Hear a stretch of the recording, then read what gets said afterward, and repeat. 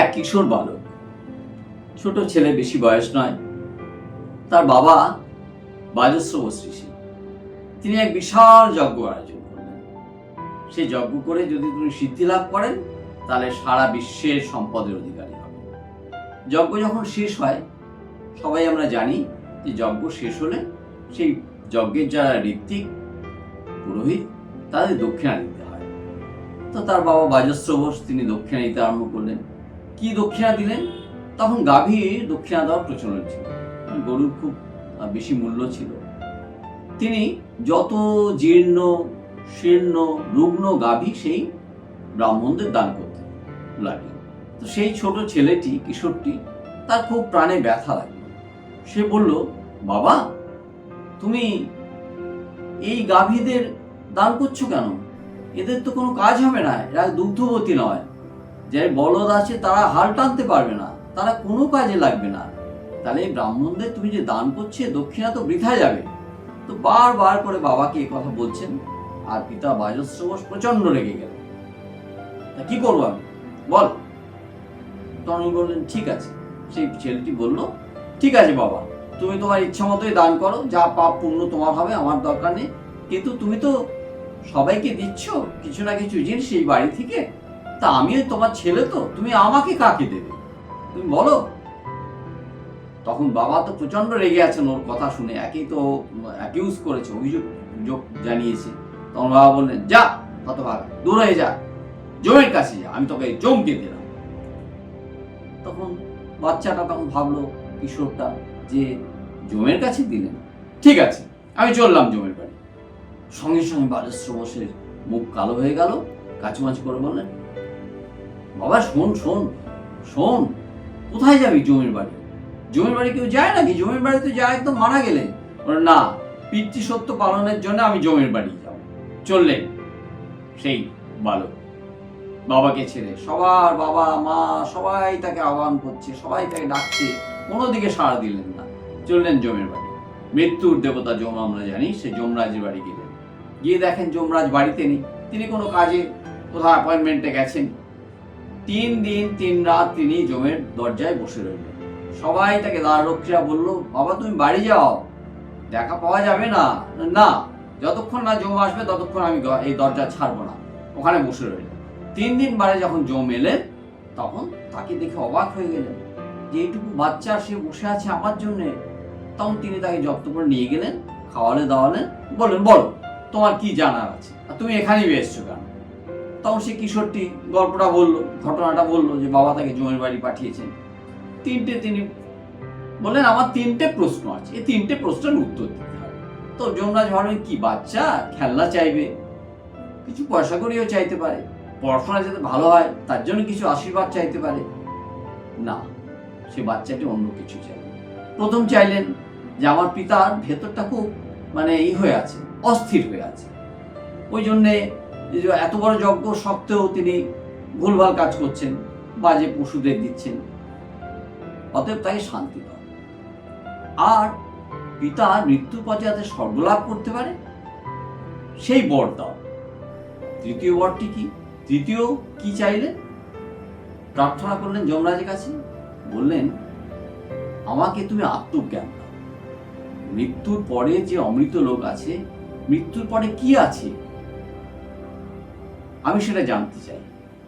আমরা জানি সব কিছু ভঙ্গুর, ক্ষণস্থায়ী, নশ্বর, আমি সে আত্মজ্ঞান লাভ করতে চাই। তো যমরাজ বললেন যে, আচ্ছা ঠিক আছে, তোমার প্রশ্ন খুব সুন্দর, প্রথম দুটো তো কোনো ঝামেলা নেই, আমি সঙ্গে সঙ্গে পূরণ করে দেবো। কিন্তু তৃতীয় প্রশ্ন যে উত্তর, এই উত্তর বাবা আমি তোমায় দিতে পারবো না, এটা দেওয়া আমার একেবারে কোনো মতেই সম্ভব নয়, এটা একদম দেওয়া বিরোধী, আমি পারবো না। এই দিতে গেলে বহু তপস্বী বহুদিন ধরে সাধনা করে এটা পায়, আমি এটা দিতে পারবো না। কিন্তু সেই বাচ্চাটি অচল। তিনি বললেন যে আমি যদি এই প্রশ্নের উত্তর না পাই, আমি তোমার বাড়ি থেকে যাব না, আমি ধর্নায় বসবো। ধর্না নিশ্চয়ই আপনারা জানেন। আমি না খেয়ে না দিয়ে তোমার এই দরজায় আমি বসে থাকবো, আমি ভেতরেও ঢুকবো না, আমি আমার বাড়িও যাব না, তোমাকে এই প্রশ্নের উত্তর দিতেই হবে। এই যে দৃঢ়তা, এই দৃঢ়তা দেখে যমরাজ ওই শিশুর কাছে হার মানল। যমরাজ তার আগে অনেক বোঝানোর চেষ্টা করলেন, দেখো তুমি রথ চাও, ঘোড়া চাও, রাজ্য চাও, স্বর্গ চাও, পোশাকড়ি চাও, পৃথিবীর আধিপত্য সব তোমায় আমি দিয়ে দেবো, বিয়েটা দিতে পারবো না। কিন্তু ওই বাচ্চাটি বললে, দেখুন যমরাজ, ধর্মরাজ, আমি ওসব কিছু চাই না। এসব তো সহজ জিনিস, এসব তো ভঙ্গু। মানুষ আজ আছে, কাল নেই, দুদিনের জন্য ভোগ করবে, মারা যাবে, সমস্তই তো নশ্বর। কিন্তু আমি এমন জিনিস চাই যা আমাকে আত্মজ্ঞান দিতে পারে, যেটা আমাকে অমৃত লাভ করতে পারে, যেটা আমাকে অমর করতে পারে। আমি মৃত্যুঞ্জয়ী হতে চাই, তুমি আমাকে সেই বর দাও। যমরাজ তখন বুঝলেন যে ছেলে ভোলবান নয়, একে দিতেই হবে। সেই থেকে যমরাজ আরম্ভ করলেন তাকে আত্মজ্ঞান শিক্ষা। তো এই যে যমরাজের কাছে যে শিশুটি গিয়েছিল, তার নাম কি জানেন? তার নাম হলো নচিকেতা। কঠোপনিষদে এই গল্পটি খুব সুন্দরভাবে বলা আছে। নচিকেতার যে আত্মবিশ্বাস তৎকালীন দিনে সারা পণ্ডিত সমাজে ছড়িয়ে গেল যে নচিকেতা মানে আত্মবিশ্বাস, নচিকেতা মানে শ্রদ্ধা, নচিকেতা মানে এক বীর্যবান একটি বালক। এই হচ্ছে নচিকেতা। আসুন, নমস্কার। আজকের আমাদের যে বিষয় আত্মবিশ্বাস বাড়ানো কি করে যায়, তার দ্বিতীয় পর্ব আমরা শুরু করি। আপনারা একটু শুনুন। কয়েকটা টিপস দেব আত্মবিশ্বাস বাড়ানোর জন্য। প্রথম টিপস হলো, আমরা ভয় পাই, অনেক জিনিসে ভয় পাই। কেন ভয় পাই?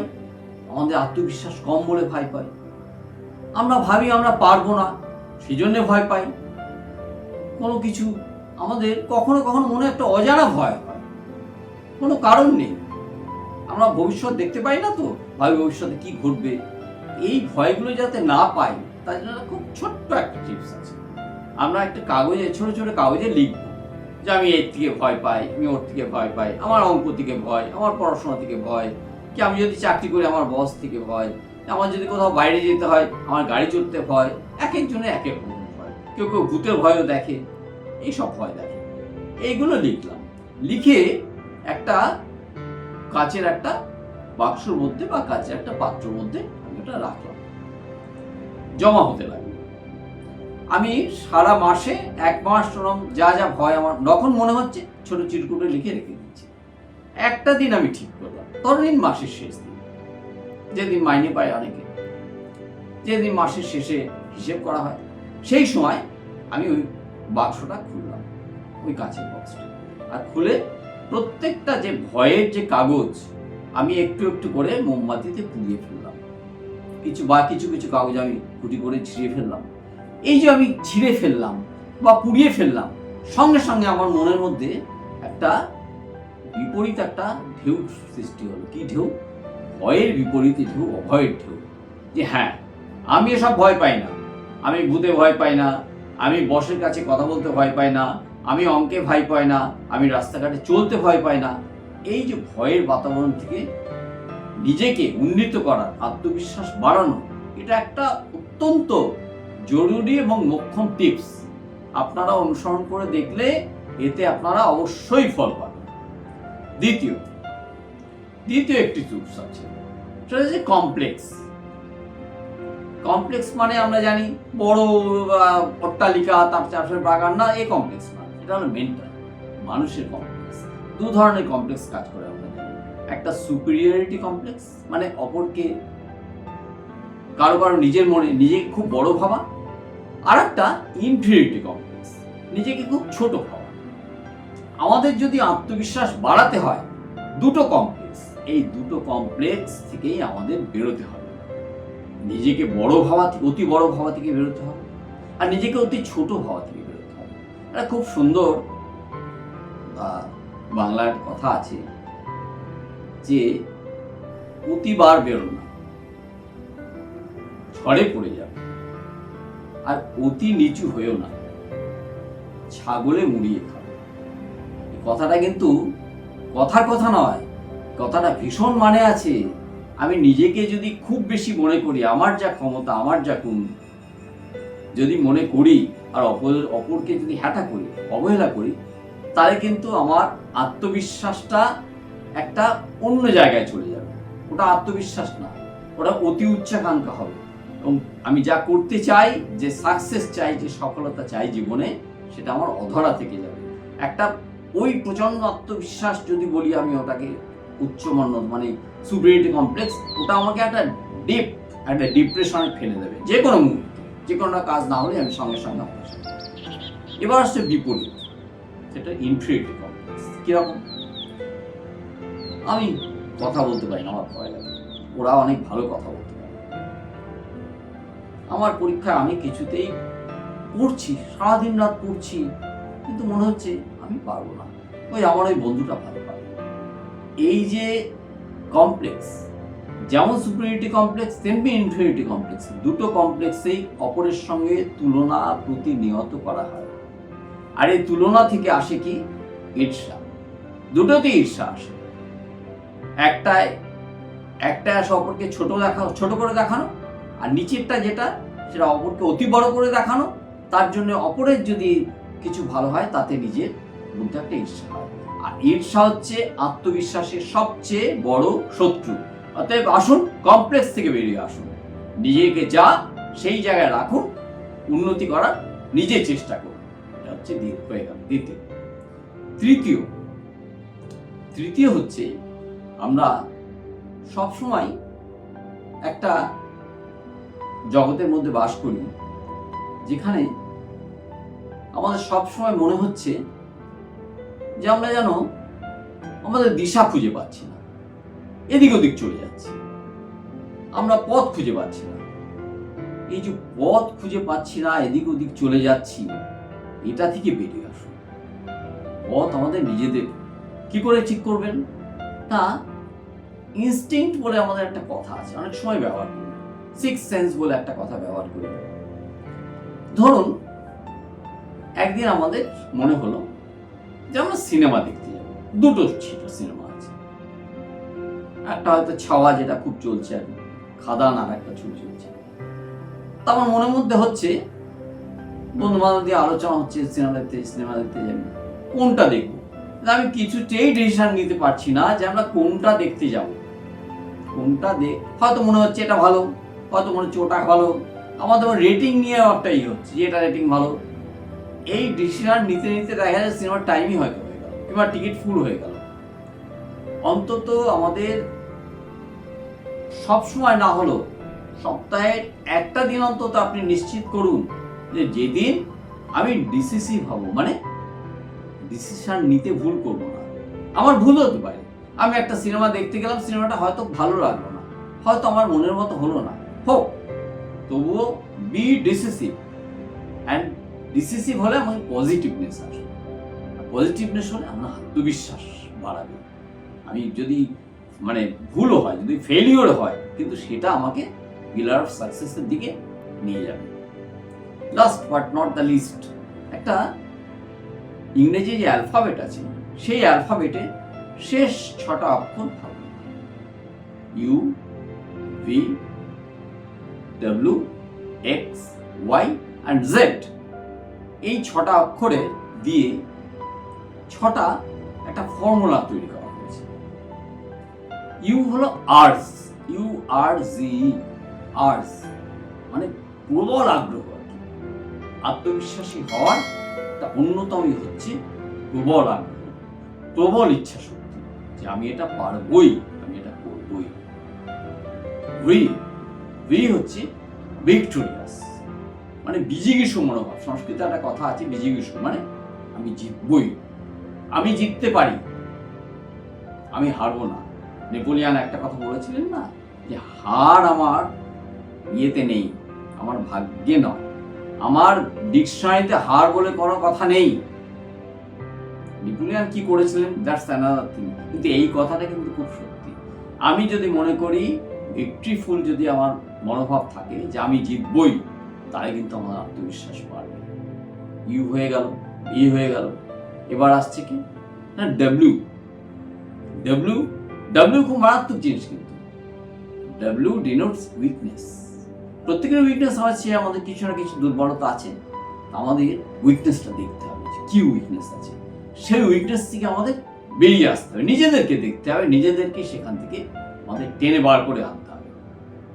অনেক কিছু দুর্বলতা মানুষের থাকতে পারে, কিন্তু একটা খুব কমন একটা দুর্বলতা, ধরুন সকালে ওঠা ভালো, আমরা সবাই জানি সকালে ওঠা ভালো, এক্সারসাইজ করা ভালো, কিন্তু অলসতা উঠতে ইচ্ছা করছে, এটা কিন্তু উইকনেস।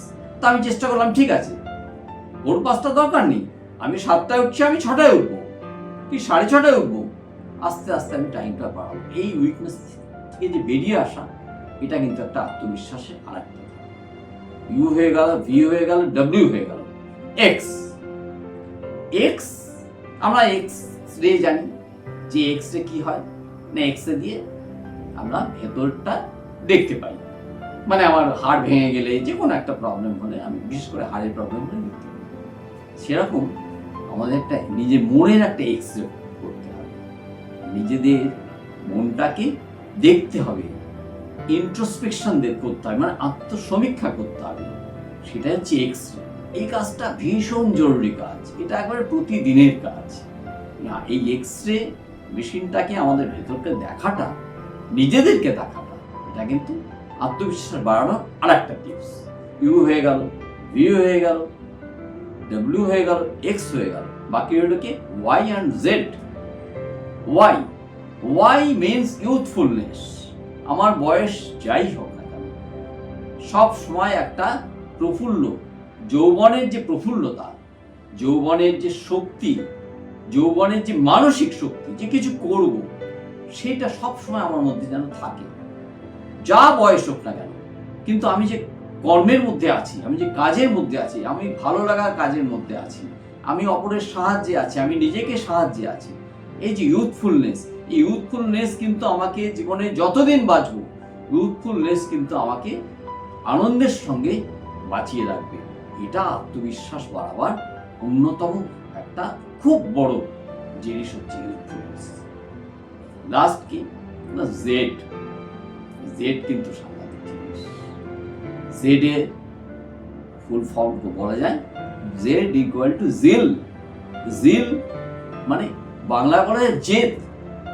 অনেক সময় বলে জেদই খুব ছেলে, হ্যাঁ জেদ অনেক সময় খারাপ করে, কিন্তু জেদ অনেক সময় প্রবল আত্মবিশ্বাসের সঙ্গে যদি জেদ যদি থাকে, তাহলে একটা জেদি ছেলে, যে হয়তো অঙ্কে 30 পেত, সে 90 পেয়ে দেখাতে পারে, শুধু জেদ তার মধ্যে থাকে। যে হয়তো কোনো কাজ পারছো না, সে পাহাড় ডিঙিয়ে দেখাতে পারে যে হ্যাঁ জেদ আমার মধ্যে আছে। তাহলে আমরা ইংরেজি অ্যালফাবেটের যে লাস্ট 6টা word U, V, W, X, Y and Z, এই টিপসটা যদি মনে রাখি, তাহলে আপনাদের জীবনে যে আত্মবিশ্বাস বাড়বে, এই আত্মবিশ্বাস, বর্ধিত আত্মবিশ্বাস নিয়ে আপনারা যে কোনো কাজে অবশ্যই সফল হবে। ধন্যবাদ।